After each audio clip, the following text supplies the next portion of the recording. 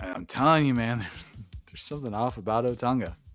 We have a different Spanish announce team. Hugo Sanovich left. Apparently, he left the company and was replaced by Marcelo Rodriguez. I thought it was interesting. Fuck you.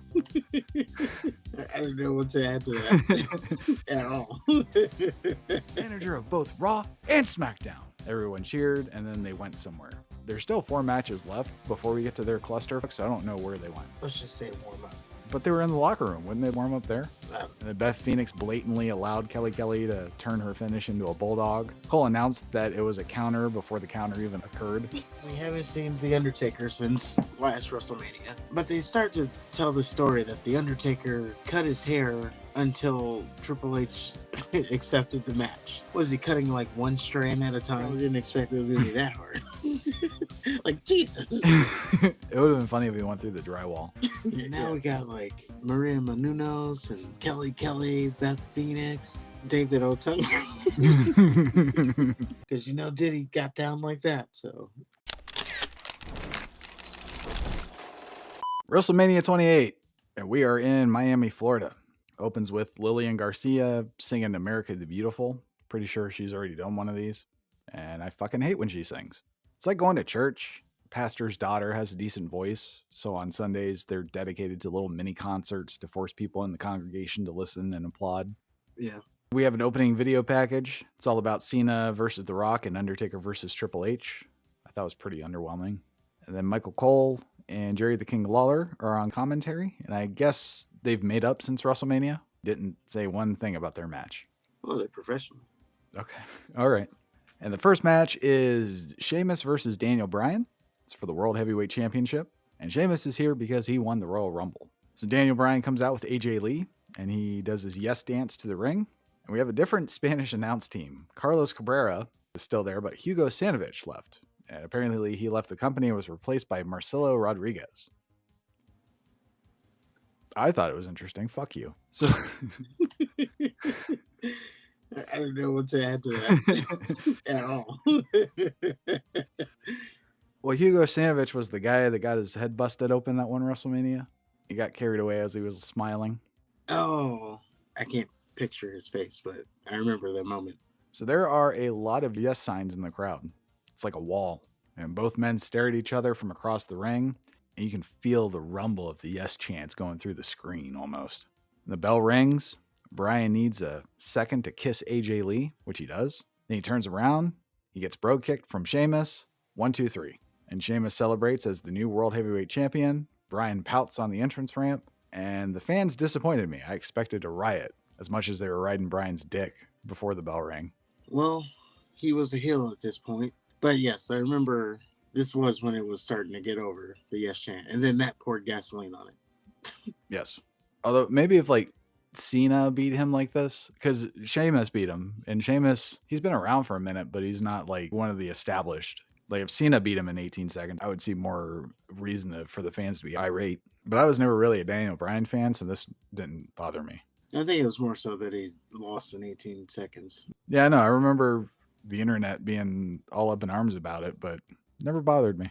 I wasn't a part of the internet community at that point. I was not online. As a matter of fact, this is probably around the time that I stopped being online because I just got tired of the whole, oh yeah, this person is set to come back. And then sure enough, they did.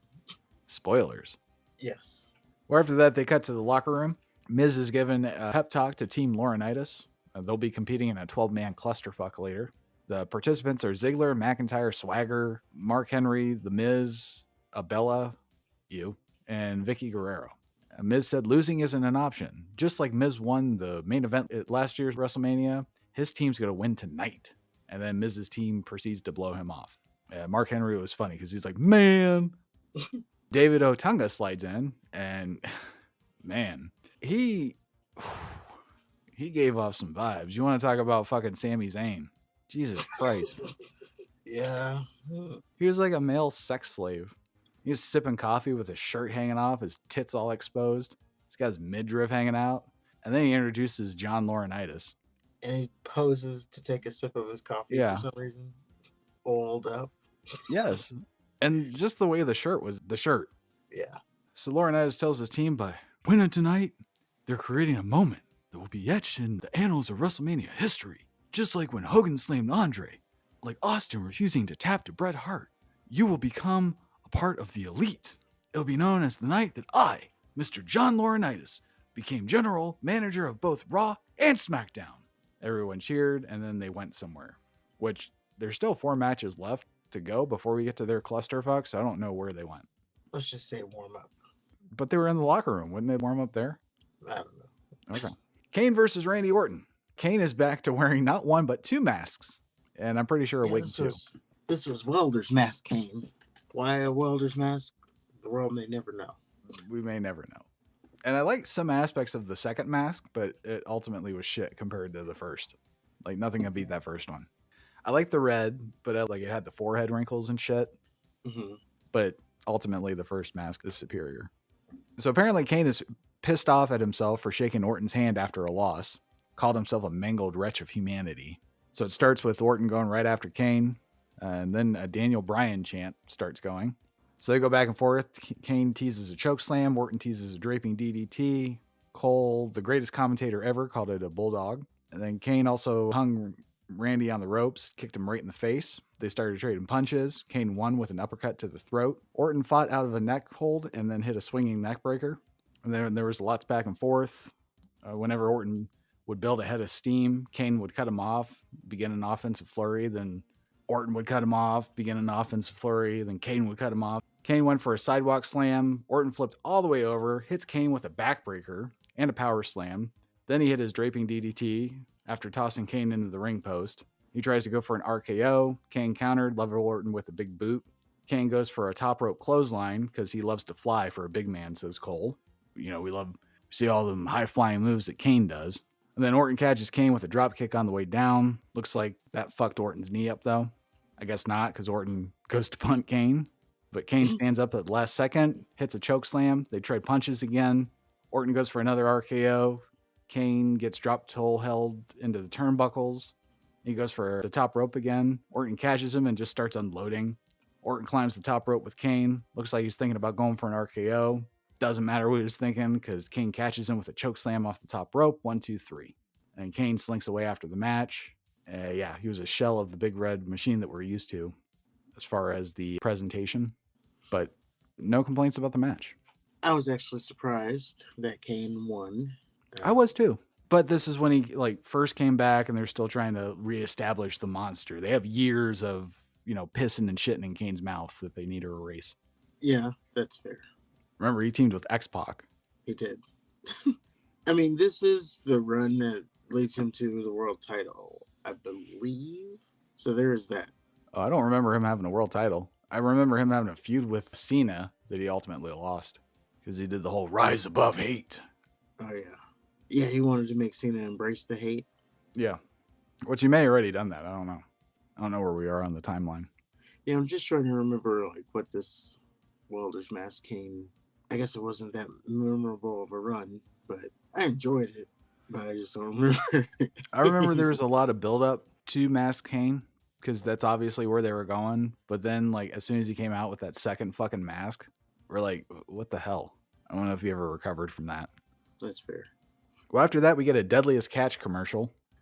Santino is eating crab legs with Captain Keith and Mick Foley. Santino said he would have been on the season premiere of Deadliest Catch, but Discovery hadn't discovered him yet. Ba-dum-dum-ch. Foley talked like a pirate. Keith couldn't act for shit and asked if they knew how to eat crab legs. Foley and Santino began to desecrate their crab legs with their stupid hand puppets, and Keith inexplicably elbow dropped his. Farouk interrupted and said, damn, and this caused Santino to jump and throw his plate. Some food got on Farouk. After the Deadliest Catch commercial, they honored the Florida National Guard, which I probably would have kept our troops as far away from the crab legs as possible. Another one of those comedy segments on WrestleMania. They don't seem to be too good. No.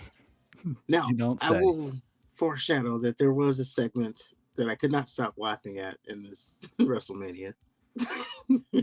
Maybe for all the wrong reasons, but... Well, we'll get there. Big Show versus Cody Rhodes for the Intercontinental Championship. Cody took my advice from last week and got some knee pads. And he's also 230 plus days into his reign as Intercontinental Champion. Apparently, that's one of the longest reigns ever. Think about that. Yeah. So I guess Cody started targeting the Big Show for some reason, and he made a video package, and it starts off with Big Show claiming he's the most dominant athlete. That's spliced in with footage of all the times the Big Show made a buffoon out of himself at WrestleMania. The highlight was the one WrestleMania where Kane choked him and he made that face. Big Show did not look like he gave two fucks when he came out to the ring. Like he was all smiling and waving, and yeah, did not look like a giant at all. And then it starts off, and Show's ready to go. Cody runs to the floor. Show gives chase. Cody gets back to the ring, goes for a springboard to the floor. Big Show catches him, tosses him back into the ring over the top rope like a piece of shit. Cody tries to swarm Show again. Big Show shoves Cody off, starts beating his ass in the corner, then tosses him out of it like a piece of shit. Then he stink faces Cody and smiles widely while doing it. Like he shoved him down. Like he didn't beat him, or he didn't get him in a advantageous position. He just shoved his head down and then proceeded to stink face him. And they made sure to mention that it was very hot, humid in Miami. Then Big Show goes for a running stink face, I guess. Cody sidestepped it, hit Big Show with a couple drop kicks, and gets shrugged off, gets whipped in the ropes. Cody hits a drop kick to Big Show's leg, and he starts pummeling Big Show. He goes for the injured leg, DDTs Big Show's leg, which don't see that too often. It's a nice little old school move. And then Big Show ends up literally swatting Cody from his knees, starts spamming clotheslines, whips Cody in the ropes. Cody gets to his feet, climbs the top rope, and then Big Show goes to clothesline Cody off the top rope, but Cody counters it and grabs his arm and does like the little guillotine thing. Cody hits a disaster kick. Big Show doesn't leave his feet. He goes for a second disaster kick. It looked like Big Show just uppercutted him in the dick in midair. And yeah, Cody got hit with the right hand, 1, 2, 3. I think it was supposed to be a spear, but yeah, it looked like an uppercut to the dick. Yeah. It's definitely a dick shot. And Cody actually sold it as a dick shot. I think that's because he got hit in the dick. Yeah. After the match, Big Show cried with his new title, which is surprising because, like I said, he didn't look like he gave two shits about being in this match. I think he was more so crying. It was genuine emotion because of all the embarrassment that he's gone through. That's fair. Well, then they showcased the girls. The divas try to convince us that they're real athletes while a video of them all literally shaking their ass played. We're superior athletes. We're the top of the line in WWE. And it's just them stripping, basically. Well done. And then we get a girl match. Beth Phoenix's partner started with Maria.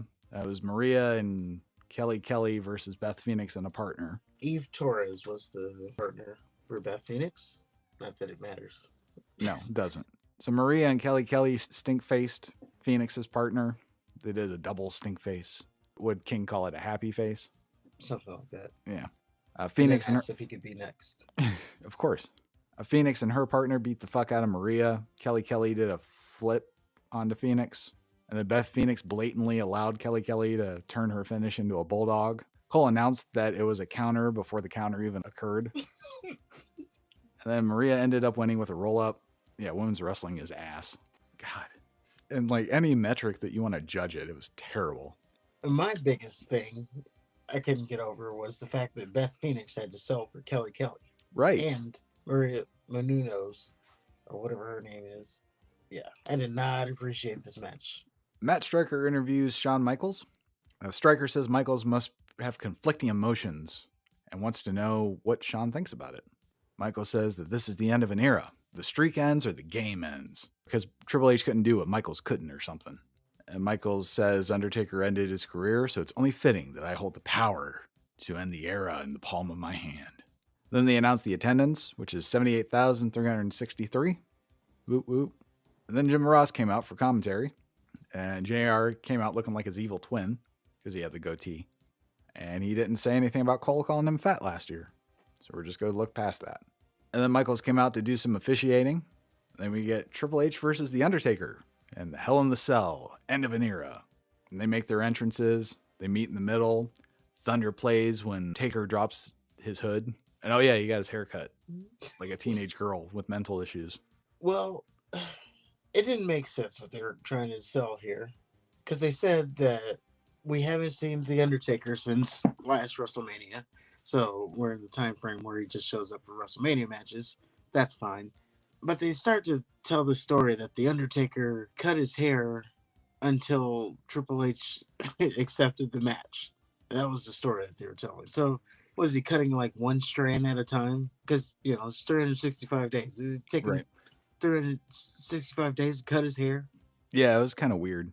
But in reality, Undertaker just couldn't simply grow his hair out in time for WrestleMania, so he just buzzed it all off. So he did cut it. Yeah. Okay. Well, what is he doing that for? Well, I guess think after WrestleMania, he cut it all off, and he thought he had enough time to grow it back, but he didn't. A year? Yeah. Well, he is old. Yeah. When you're old, you cut your hair, it doesn't grow back as fast as it used to. Yeah, or as full. Yeah. So they're still in the middle of the ring. They talk a little shit, and suddenly Undertaker looks up. Then Triple H looks up, and we see a whole bunch of smoke. Then Metallica's Memory Remains starts playing while the cell lowers, and the match starts off with both of them beating the fuck out of each other. This was not a wrestling match. This was a goddamn fight. Taker takes control, tosses Triple H onto the floor, starts pummeling him.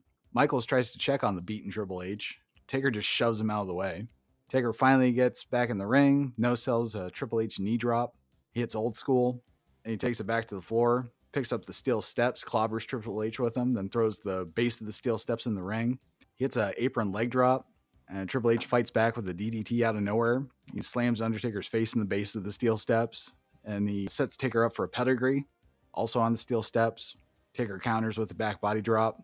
Triple H counters a lariat with a spine buster on the steel steps. Then Taker locks in Hell's Gate, also on the steel steps. I think that was in the last match. Yeah, it was a callback to the last match. So Triple H basically turns it into a power bomb to break the hold, and looks like Triple H is busted open at this point. He goes to the floor, gets a chair, then proceeds to beat the fuck out of Taker. He leans up the steel steps in the corner, chucks Taker into him. He goes back to using the chair on him. Michaels tries to get him to stop and cover him. Michaels gets shoved again. Triple H just goes nuts with the chair. And Michaels eventually grabs the chair and tosses it. Triple H yells at him. He needs to just end the match if he wants it over so bad. Michaels yells, just cover him. You know he's not quitting. So Triple H just goes and grabs another chair. Michaels tries to get Taker to quit. Triple H shoves Michaels again, this time on his ass. Then he goes nuts with the chair again. He yells at Michaels, end it or I will. Michaels goes to Taker, who says, do not stop it. And Triple H is screaming, stay down. Stay down. Undertaker crawls to his feet. Triple H beats the shit out of him some more with the chair. Triple H goes to the floor, grabs the sledgehammer. Michaels is with Taker, who's telling him to stop it. And Triple H gets to the ring. Michaels stops him. Triple H tells him, do it, Sean, or I will, one way or the other. Michaels goes to Taker, pleading, please, let me ring the bell. Taker says, no. Then he gets level with the sledgehammer. And Triple H, after that, tries to murder Undertaker with the sledgehammer. Undertaker was face down. Triple H just kind of stands over him, and then he holds up the sledgehammer. He was going to assassinate him. Michaels is pleading. Taker still says no. Triple H yells at Michaels to end the match. Michaels checks on Taker again. He's not moving. And he goes to ring the bell. He thinks twice. Then he checks on Taker again. Taker starts moving just a little bit. Michaels goes to ring the bell. Triple H screams, do it! Do it! Michaels checks on Taker again, and then he gets locked into Hell's Gate. And Triple H comes out of nowhere, hits Taker with the sledgehammer again, checks on Michaels, then goes to finish Taker with the sledgehammer. Taker kicks Triple H in the balls, and then locks in Hell's Gate. Triple H starts squirming, picks up the sledgehammer, drops it, thrashes some more, picks up the hammer again, passes out, and for some reason, Taker just let go of the hold. Me personally, I would have held on to that hold until either a ref came out to end the match or Triple H just stopped moving altogether. I think he couldn't hold it anymore because he was in, I don't know. So Charles Robinson comes out to replace Michaels after Taker technically won. Useless. Taker hits a choke slam. Triple H kicks out. Undertaker gets pissed off and then choke slams Little H, which got a This Is Awesome chant because the fans are stupid. Why would you This Is Awesome of ref getting choke slammed? They didn't like Baby Nate. So it looks like the Undertaker goes for a tombstone. Triple H escapes. Michaels is waiting. He hits Sweet Chin Music. And then Triple H hits the pedigree. Taker kicks out. And Michaels flips his shit, which I would have too. Like, come on. Triple H grabs the sledgehammer again. Michaels gets between him and Taker for some reason. Like, you just kicked him in the face. What does this matter? And Triple H proceeds to toss Michaels out of the ring. Undertaker sits up, nails Triple H with a big boot, hits Snake Eyes, another big boot, an atomic drop, tombstone, and Triple H kicked out. Taker drooled all over Triple H's back, and they got him real close on it too. Uh, So then they literally fight to their feet, like they're both lying on their stomach, and they start like hitting and slapping each other. Then they get on their knees and they start trading punches, and then they just like slowly get to their feet. Taker goes for a tombstone. Triple H escapes, hits the pedigree. Triple H crawls to the sledgehammer. At the same time, Taker crawls to a chair. Triple H gets to the sledgehammer, but Taker gets to his feet first and stands on Triple H's hammer. Then he shakes his head slowly. Then he cracks Triple H in the face with the edge of the chair. Then he takes his turn to go ham with the chair. Michaels gets in the middle. Taker throws the chair and tries to end it. Triple H kicks out. Michaels starts yelling at both of them. It's like, you guys are just stupid. Is it really worth it? Then they all sort of yell at each other. It looked like Triple H yelled at Shawn Michaels, and then it looked like Undertaker yelled at him too. And then it looked like everybody was just yelling at everybody. Triple H gets the sledgehammer again, slowly gets to his feet. Taker yells, stay down. Triple H swings at Taker with the hammer. Taker just catches it and shakes his head. Call back to last year with the choke slam. Triple H gives Taker a little shove. Taker ends up with the hammer. Triple H looks at Taker, looks at Michaels, says, fuck him. Does the crotch chop. Taker brains Triple H with the sledgehammer. Then he tosses it out of the ring, lowers the straps. Triple H starts using Undertaker's legs to climb to his feet. He looks up. Taker does the throat slash, hits a tombstone, 1, 2, 3. And Undertaker is 20-0. And then both men are down. Michaels is standing over them, looking sad. Helps Taker to his feet. They hug, which is weird because they both attacked each other during the match. Then Taker helps Michaels get Triple H to his feet, which is even weirder since Triple H tried to murder Undertaker with the sledgehammer. And then they walk to the entrance ramp and hug. Yeah, definitely the best of the four, in my opinion. And not as egregious with the finishers. I mean, they're there, but Taker kicking out of the super kick into the pedigree. Yeah, that was the worst one. Clean as day, too. Wasn't even a delayed cover either. No. Like, he didn't stand there and like, oh, what did I do? He immediately went to count that 3, and Undertaker still kicked out. Yeah, which is why his reaction was like, shit. Yeah. Or I took it as like, well, took my shot and it didn't work. It's like, if you're going to turn on someone, you got to make sure it's going to work. It's almost like the WrestleMania when Austin turned and The Rock kicked out, and then he was looking at Mr. McMahon like, you said this is going to work. Like, I took my shot and it didn't work. I was thinking more like when Scott Steiner turned on Rick and Rick started fighting back. Oh, yeah, he kicked out. Like, oh, shit. Yes, that too. I guess that happens pretty frequently. The turn doesn't work. But yeah, it was a stellar match. 30 minutes, 53 seconds, and it did not feel like that at all. No, they told a great story. You can almost say the Hell in a Cell wasn't like needed because they didn't really like use the cell too much. Right. But I would also say this is one of the better Hell in a Cell matches in history, which is funny. I think it's one of the better matches in history. Yeah, you could say it's like one of the better Hell in a Cells. There's also didn't need to be a Hell in a Cell match. If I were to get nitpicky, I would say as a Hell in a Cell match, it fails. But as a wrestling match, as a classic wrestling match, it should be something that people need to watch to learn. Yeah, it would have almost been better if they didn't have the Hell in a Cell. Yeah. Or we would have been able to see better. I wonder what. Yeah. Oh, yeah, true. I wonder what the reasoning was for the Hell in the Cell. I don't know. Maybe so no one can get out or in. Like no interference. Nobody interfered in the first match. Right. And nobody interfered in the Shawn Michaels matches. Like, there's not been a history of people interfering in the Undertaker's WrestleMania match. Yeah, and I don't know who would have interfered anyway. So exactly. Just seemed like they just wanted the spectacle. Yeah. It was worth it, though. Yeah, definitely enjoyed it. That's like one of the I'll watch it again matches. Yeah, the first two I will watch again. The Shawn Michaels matches, I don't know. For some reason, they don't do it for me. Which is weird because Shawn Michaels is better. Maybe because there's more in-ring psychology. Probably. In these two. Plus, I think Triple H has to work a little bit harder because Shawn Michaels is considered, the best. Even though Triple H, he's no slouch. Yeah. He still has to work a little bit harder to get to that level in the eyes of the fans, I guess. Well, because you can't do the flippy flop as Shawn Michaels. Shawn Michaels, he does the high flying stuff. That's true. Which, in the IWC or whoever's judging, if you can do flippy flop, then makes you a better wrestler. Well, up next, they did the Hall of Fame 2012 inductees. It was Farouk, Mil Mascares, the Four Horsemen, Yokozuna, Mike Tyson, and Edge. So a star-studded Hall of Fame, this class. It's like the opposite of that one that Ted DiBiase was headlining. Unfortunately. I thought it was funny when everybody was hugging each other except for Mascares and Yokozuna's family. They all kind of stood alone like losers. They were kind of watching. Like, how come no one's hugging us? Then we get Josh Matthews in the back. Ew. Says The Rock's good friend Flo Rida will be performing later. Keith Slater interrupts. Says he's the one-man Southern rock band. Flo Rida appears. Slater calls him Florida.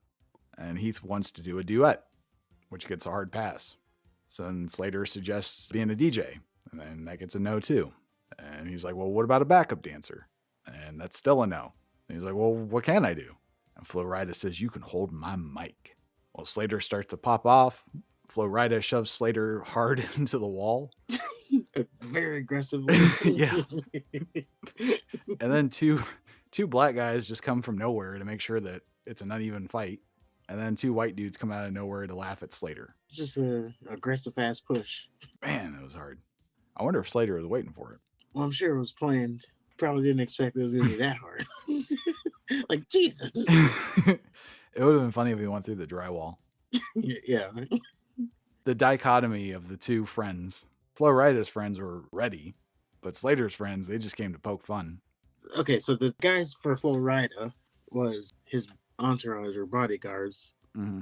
And then the two guys that came out for Heath Slater, were two wrestlers. Now, I thought you were about to get tracked there, but you didn't, so that's good. What do you mean? So one of them was Gabby Tuft, who is a woman now. I have no idea who that is. Tyler Rex is the former name, but now that's actually a woman, and his name is Gabby Tuft. I'll let you figure out how that works. It was a man then, and now it's a woman. As soon as Tyler can tell me how it works, then I'll tell you how it works. When I saw it, I was like, oh boy, here we go. Oh. I don't know Tyler Rex on site. Oh. I know of Tyler Rex, and I know what he's trying to be now, but 12 nobody clusterfuck to determine the GM of Raw and SmackDown. They somehow found a different... Oh, it was Hornswoggle. It looked like somebody different, so I thought they got a different midget. Nope, same one. So nothing remarkable happened except for Mark Henry.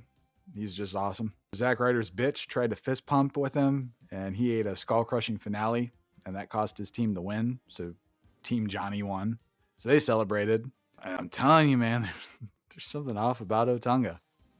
Ryder's bitch kicked him in the dick after the match. It was weird, too, because like the whole team kind of got in the corner, and they're all just kind of looking at Zack Ryder like, what are you doing, man? Cost us the match. Get your bitch in line. And then she kicks him in the dick, and they're all like, what are you doing? And I'll be honest, so I watched this WrestleMania last week, and I don't remember this match at all. Like, I couldn't tell you one thing that happened in this match. You're not missing outside anything. of the dick kick. Mark Henry and Booker had a nice little back and forth because, they're two big angry black dudes just beating the shit out of each other. That's always fun to watch. Yeah. But everybody else was nobodies. And you got the curse of the WrestleMania main event being in some bullshit match the next year with Miz. Yeah. Falling off the face of the planet. Yeah, he never recovers. That's some bullshit too, man, because you would think if you were a champion once, you could be at least champion again. Like, maybe not right away, maybe even not like 5 years, but as long as he's been there, he's only held that belt once. Twice. Oh, he's had it twice? Yeah, he wins it. It's later because he cashed in Money in the Bank to win it again. I thought that's how he won this one. Probably. Okay. Well, Tori Wilson showed up to tell the world she's fucking Alex Rodriguez. Then they did a fan access. And it just seems like it's an excuse for the wrestlers to play golf. I forgot about the Tori Wilson A-Rod stint. So did I. CM Punk is in the back warming up.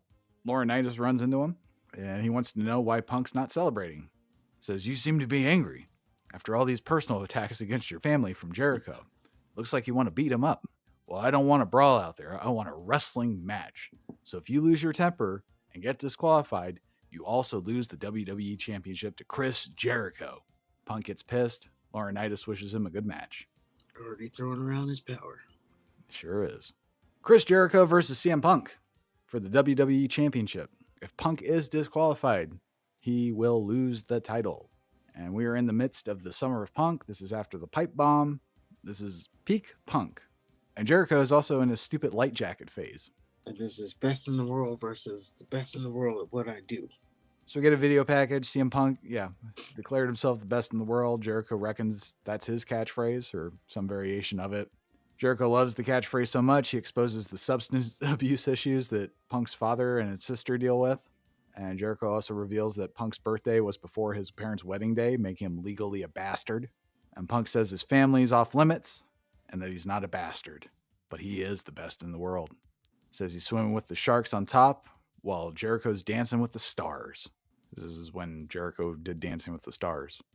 Jericho says the only reason he came back was to beat Punk for the title and show everyone that he is the best in the world at everything he does. So I feel like this was the first match to start with a proper lockup. I don't think any of the other matches up to this point did. So they try to chain wrestle. Punk starts wailing on Jericho. Ref warns Punk.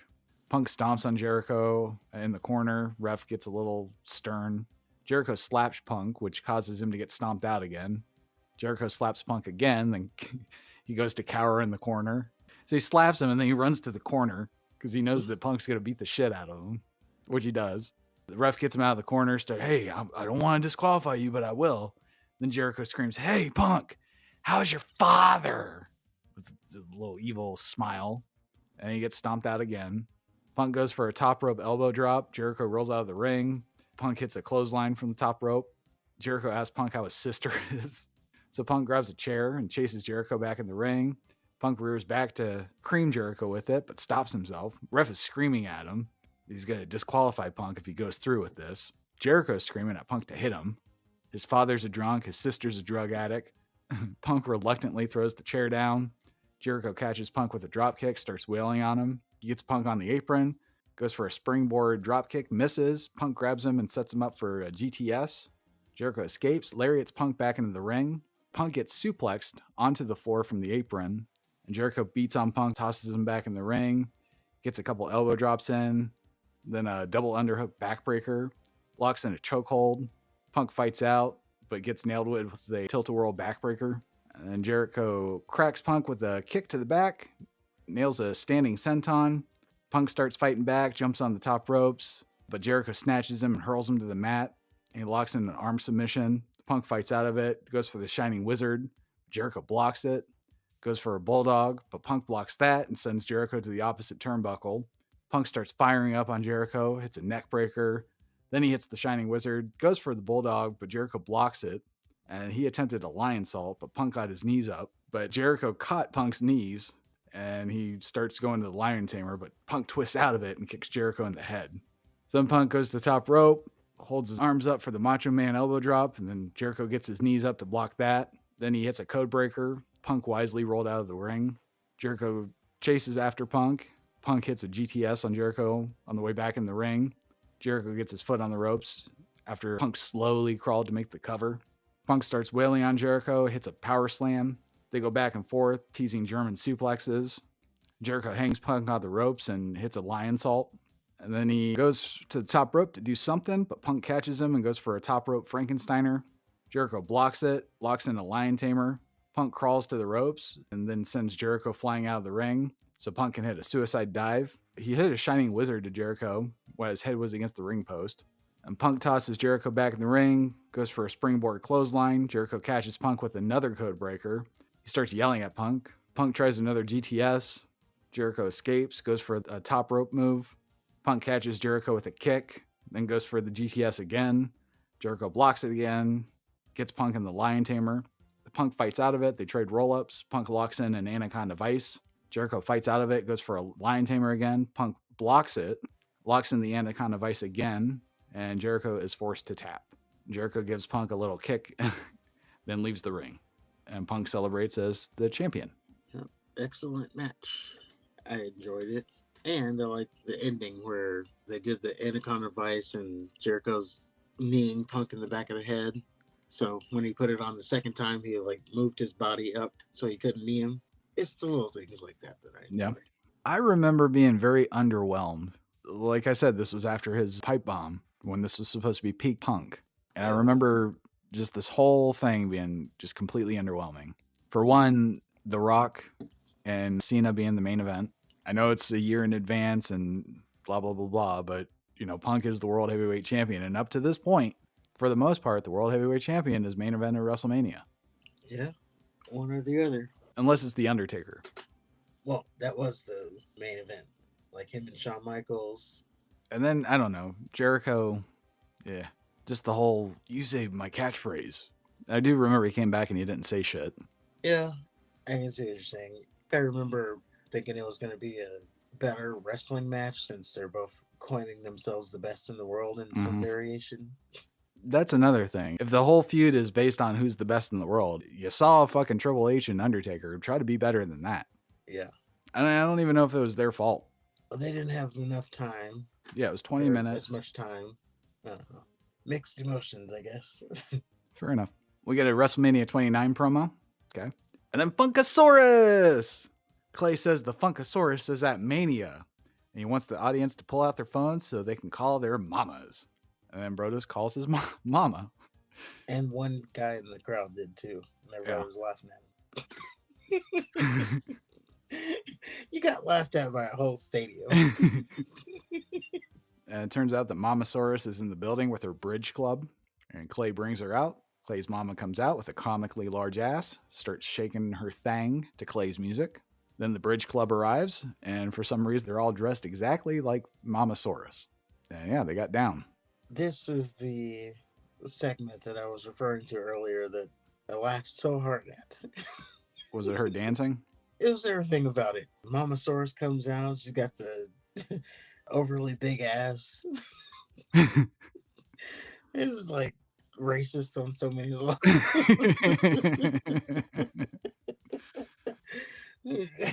I was thinking, Mr. McMahon, when he was planning this segment, let's put some pillows back there, make her ass really big. Because, they got those big asses. Those negresses have those voluptuous asses. Yeah. Maybe it was like their thing that they already had, but I don't know. In my mind, Vince McMahon had a say in this, and let's get some bootylicious suits. Yeah, and then they're shaking it. Just everything about it just made me laugh so hard. I did like when she was really getting into it and Clay just broke character. He was funny stop too, laughing. just like holding his mouth open. Uh-huh. Yeah, I know he hated that character, but he did do well with it. Yeah, I mean, it's not something that you're going to see main event any pay-per-view, but for what it was. Yeah, I remember when he first debuted it. It was this big play on like Brodus Clay, and then comes out, he's dancing, and then like after the match, you're like, what the hell did I just see? Wasn't he supposed to be something before that? And then they just kind of changed it all. Yeah, I remember he was Del Rio's bodyguard. Right. And then they broke up, but I thought like he was repackaged as something. And then the next time you saw him, he was the Funkasaurus. Oh, I don't remember. But I know, yeah, he was the bodyguard, and then he had this serious, like, heavy role. And then, yeah, he goes and gets repackages and comes out dancing. And at least he didn't have to wear a dress.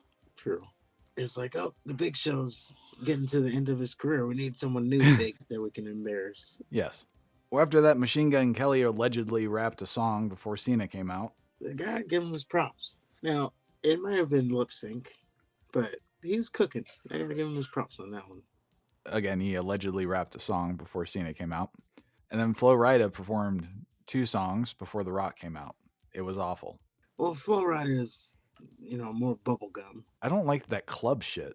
Yeah, he's bubblegum. Like, he kind of reminds me of Pitbull, just worse. Yeah, Pitbull's bubblegum too. Like, they're just making the top 40 chart songs. Just dance shit. Oh, we'll put this in the club. While girls are getting date raped. Nothing serious about them. Well, nothing hard about them, I should say. I don't know. Pitbull, I don't know. He kind of has like an MC Hammer vibe. Where he's got that low-key hard ass. Because apparently Hammer was somebody you don't want to fuck with. Oh, really? Oh, yeah. Redman has a story about that. There was an interview where he was just breaking into the business. And I don't know if Hammer said something first or not, but Redman was asked about Hammer. And he said, oh, fuck Hammer and his mom. Just kind of offhand comment. Mm-hmm. Well, I guess Redman was in his town one day and Hammer with a whole bunch of people, like, hey, I got to talk to you. We just want to talk. Yeah. He was like, I heard you and like what you're doing, but I just want you to know I don't let nobody talk to me about my mama like that. And Redman's like, yes, sir. Apparently, you don't want to fuck with MC Hammer. Fair enough. But yeah, I kind of get that vibe from Pitbull. I don't know. He's got that low key professional vibe. Like Flo Rida just overtly tries to do the thug thing, but then when you do the dance shit, why are we fucking talking about Pitbull? Because we were talking about Flow Rider. And we forgot to point out that Flow Rider was introduced by one Sean Diddy Combs. So, you know what that entails. There was some shitting on people then. Yeah, him and Vince McMahon. Golly. There wasn't a dry face in the arena. And now we got like Maria Menounos and Kelly, Beth Phoenix, David Otunga. Because you know Diddy got down like that, so Yeah. You know, David Otunga. I mean, maybe. So John Cena versus The Rock. And this is once in a lifetime. That means we'll never see it again. Yep. So they do the introductions, and thank God Cena didn't do his lame ass shadow boxing shit. Also, this crowd is fully behind The Rock. It's also worth noting that The Rock is from Miami. Yes. So they get in the middle of the ring. Cena tells Rock he better be ready. They say some other shit I can't understand. Finally, the bell rings. They circle each other and then collide with a lockup. And then Cena shoves Rock on his ass. They lock up again. This time, Cena's sent flying on his ass. They lock up for a third time. Rock takes control with a side headlock, hits a series of arm drags, does a Mahi Straw cradle. Cena gives a look like, what the fuck was that? I never watched WCW, so I wouldn't know what that move is. And Cena whips Rock into the ropes, gets shoulder tackled on his ass. Rock continues to run the ropes. Cena leapfrogs the Rock and hits an arm drag. Rock levels Cena with a right hook. Cena gets pissed and charges. Rock does a double leg takedown and goes for a sharpshooter. Cena bitches to the floor. Rock catches Cena with a kick as he's getting back in the ring. And Cena gets Rock in the corner and does a bunch of running shoulder charges. And he decks Rock with a clothesline, then applies a good old-fashioned bear hug right on the mat. Rock fights out of the bear hug, but Cena sends him out of the ring. He follows him, slams Rock into the barricade. And then on the announce desk, he tosses Rock back in the ring, beats the fuck out of him, hits a belly-to-belly suplex. Rock tries to fight back. Cena gets Rock in another bear hug. Rock eventually fights out and plants Cena with the DDT. They trade punches. Rock hits a flying clothesline and a spine buster. He sets Cena up for a people's elbow. Cena snatches Rock, goes for an STFU. Rock fights out of that. And then Cena starts to do his shoulder tackle thing again. Hits a belly to back suplex. Hits the 5-knuckle shuffle. Sets up for the FU. Fans boo Cena, which is funny. He smiles at them and nods like, yep, I'm going to beat your hero. And Cena picks the Rock up for the FU. Rock escapes. They double clothesline each other. They trade haymakers again. Cena nails Rock with an FU. Rock kicks out. Place erupts with a Let's Go Cena, Cena sucks chant. It's like they start the Let's Go Cena just so people can say Cena sucks. And Cena lifts Rock up to his feet and he gets hit with a rock bottom. And Cena kicks out and the crowd just stopped cheering. Like all the momentum just died. So the Rock starts beating the shit out of Cena in the corner. Cena hits a sidewalk slam. Then he hits a leg drop from the top rope. Goes for another FU. Rock blocks it. Takes Cena down. Locks in a sharpshooter. And Cena crawls to the ropes to break the hold. Rock mounts Cena and starts wailing on him. Then locks in the sharpshooter again. Boy, did Rock have an ugly sharpshooter. Well, he's been, what they say is his first match in 7 years. Come on. It's probably Cena's fault. Okay. Well, we'll get to Cena. Cena's STFU wasn't that much better. Like, Rock was gingerly holding Cena's leg, and then Cena, I don't even think he's holding Rock's head in the STFU. So No, he wasn't. He wasn't at all. So, I don't know, man. Cena gets the ropes, then falls out of the ring. Rock slams Cena into the steel steps a few times. He tosses him back in the ring. Cena hits a sunset flip from the apron, then turns it into an STFU. Rock tries to crawl to the ropes. Cena pulls him back to the middle of the ring, goes back to the STFU. They tease Rock passing out. They do the 3 arm raises beautifully. Rock crawls to the ropes. Rock hits a Samoan drop out of desperation. They get to their feet, trade punches again. Rock goes for a rock bottom. Cena escapes, goes for an FU. Rock escapes, hits a spine buster, hits a people's elbow. Rock snatches Cena. Cena hits a small package out of nowhere. Crowd wills both men to their feet. Cena launches Rock into the turnbuckles, tries a schoolboy. He sets Rock on the top, goes for a superplex. Rock starts fighting out of it, hits a crossbody from the top rope, but Cena rolls through it, lifts Rock on his shoulders, hits an FU, and holy shit, that wasn't the finish. Cena said as much as well. He couldn't believe it. Cena thinks for a bit, then just sort of shrugs, and he goes for a people's elbow. When he took the sweatband off and threw it in the crowd, I kind of wanted the crowd to throw it back at him. That would have been beautiful. Later on in his career, they will throw his shirt back at him. Yeah. Oh, ECW one night stand. So the Rock hops to his feet just in time, catches Cena with a rock bottom, 1, 2, 3. Rock celebrates in the ring, hugs the ref real tight. Cena sits on the entrance ramp pouting. And yeah, I still can't believe Cena lost. This is once in a lifetime. Right. So it's surprising that Cena lost. I never thought in a million years he would have lost. I didn't either. I thought Cena would have won this one, and then to our surprise, But I thought, it once in a lifetime, then obviously Cena would win this. But yeah, this was a stellar match. And I can't stand either one of these guys. Yeah, I like that there was, the psychology in it. Even the little things like at the beginning, Cena telling The Rock, "We got an hour," and they're doing the talking. He kept telling them to be ready. Yeah, when The Rock hit him with the cradle, he was like surprised, and he was asking the ref, "That was 2, right? That was 2." They even went to like selling a injury, The Rock's ribs. So yeah, old school match. It definitely had a big fight feel to it. And that was the other thing. The crowd was like on every hit. As Cena said, there's people behind this scoreboard. Why you would pay for that kind of seat? Like you're just looking at cardboard the whole But yeah, this is a big moment. This is what WrestleMania is all about too. You know what? If I'm being honest, this was almost a perfect WrestleMania top to bottom. This is definitely one of the better WrestleManias. Except for that 12-man clusterfuck. Like I said, I don't remember that match at all. So the following night on Raw, John Cena talked about his loss to The Rock, and he asked for The Rock to come out so he could offer his congratulations. Instead, Brock Lesnar came out to make his first appearance since WrestleMania 20, and he laid out Cena with an F5. So the following week, a match between Cena and Lesnar was scheduled for Extreme Rules. It's later changed to an Extreme Rules match, which Cena won. So, yay. Oh, that wasn't the one that created Suplex City? That was SummerSlam. Well, I'm saying this wasn't the return that made Suplex City. Has Brock gone to UFC yet, or no? I think he came back from UFC. Okay, so he has this sword tattoo on his chest now? Brock came back, but he wasn't like the Beast. He was a monster, but he was a losing monster. But then they decided to just push him as an unstoppable suplex machine.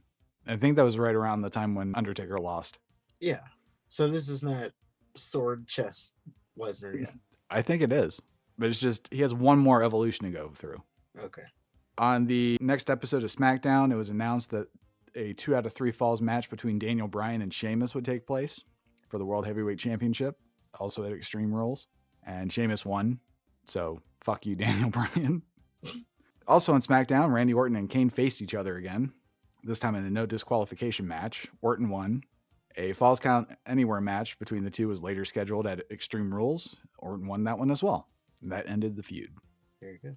A tables match was scheduled between Big Show and Cody Rhodes for Extreme Rules, and Rhodes won to reclaim his Intercontinental title. And CM Punk and Chris Jericho faced each other in a street fight at Extreme Rules, and Punk won that one as well. And at the 2013 Royal Rumble, John Cena won to earn himself a world title match at WrestleMania 29. Okay. Well, later that night, The Rock defeated CM Punk to end Punk's 434-day reign as champion.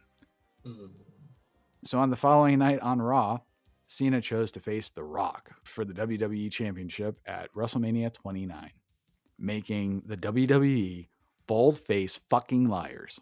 Yep, once in a lifetime, happening again the very next year. Didn't even wait for it. Nope. WrestleMania 29 is our next WWE pay-per-view. It's marketed as WrestleMania New York, New Jersey. The event was in East Rutherford, New Jersey. And yeah, the main event was Cena versus The Rock 2. We'll see if it lives up to the first match. It would be interesting. I don't think I watched this one. I did. So I don't remember other than Cena winning. I remember them hugging at the end of the match. Pretty much the same shit. Their moveset isn't very diverse. yeah. But before we get to all that, we have Spring Stampede 1998 from WCW. And this is just the third Spring Stampede pay-per-view. And it took place on April 19th, 1998 in Denver, Colorado at the Denver Coliseum. And the main event was a no disqualification match between Sting and Randy Savage. This was for the WCW World Heavyweight Championship. And the featured matches were Diamond Dallas Page versus Raven. This was a Raven's Rules match for the WCW United States Heavyweight Championship. We had Hollywood Hogan and Kevin Nash versus Roddy Piper and the Giant in a baseball bat on a pole match. Oh. That's a better reaction than I had. We had Lex Luger and Rick Steiner versus Scott Steiner and Buff Bagwell in a tag team match. And then we had Goldberg versus Saturn in a I'm going to beat Saturn's ass match. And you're about to get a squash match? Yeah. Booker T versus Chris Benoit. This was for the WCW World Television Championship. And Mr. Perfect versus the British Bulldog, which I think they've already faced each other. I can't remember a one-on-one with them. Or I might be confusing him with Mongo. But that is our Wrestling Rewind. Not too shabby. Almost to the 30s in the WrestleMania. And then we got like 10 more to go. But on that note, if you agree with anything, let us know in the comments below. If you disagree with anything, let us know in the comments below. On your way, I'll hit the like button, the subscribe button. Shout out to the commenters. And survey says, one more for the good guys.